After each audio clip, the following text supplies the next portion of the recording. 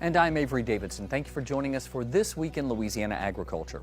With Monday's presidential inauguration, it's a new era for America. 2025 started with a change in administration, but also started with renewed hope for farmers. After repeated calls from Farm Bureau members, Congress passed a Farm Bill extension as well as a resolution providing supplemental and disaster assistance. Louisiana Farm Bureau President Richard Fontenot says he's excited for what 2025 can offer. You know, Congress did a fantastic job this fall. And the last day, last hour with the CR, we were able to secure some funding for agriculture. We had three different components to that. We had a disaster relief that covers some 23 and 24 disaster issues, funding in there, as well as a supplemental to go in for various commodities that are grown in the program crops. And then we did a Farm Bill extension.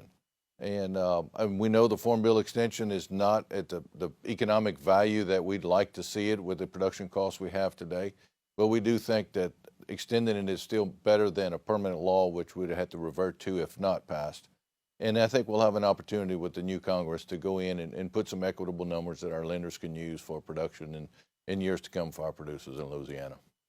While Louisiana farmers didn't get everything on their Christmas list, Congress did pass one of the largest aid packages of supplemental economic and disaster assistance for crop years 2023 and 2024. Nearly $31 billion is on its way to help farmers across the country. Twyla's Karl Wiggers shows us how agriculture was one of the last industries standing.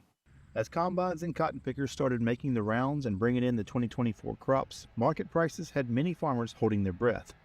That's when they reached out to Louisiana Farm Bureau to help secure much-needed assistance from Washington, D.C., which came through with little time to spare. It came down to a few hours, and thankfully we have a leader in Mike Johnson that was steering that ship and finally was able to put together a package that took care of agriculture, not to make anybody whole certainly, but was a huge help to our members and farmers and ranchers across the country.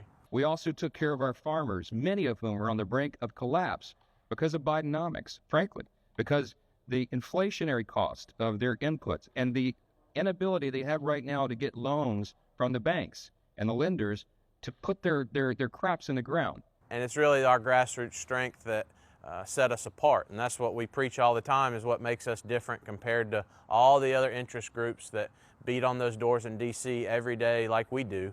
But what sets us apart is that we have farmers and ranchers showing up, making their voices heard. In July, newly elected Louisiana Farm Bureau President Richard Fontenot made the first of many trips to the nation's capital. The purpose of these visits by Farm Bureau leadership was to tell Congress about the crisis agriculture is facing. When you see the third most powerful man in the world reiterating the things that we've taken our president, Richard Fontenot, from his district and heard him say to the speaker and have the speaker repeat it, that just shows that we're really hitting the nail on the head and plugging in true farmers to have their voice heard. With the change in administration and a new Congress, Brown is hopeful for a smooth transition at USDA so the agency can administer this relief in a timely manner. That $10 billion in economic assistance, we're kind of calling that hopeful for planning time. And then, as we know, the natural disaster programs may take a little longer, maybe towards harvest. We really don't know.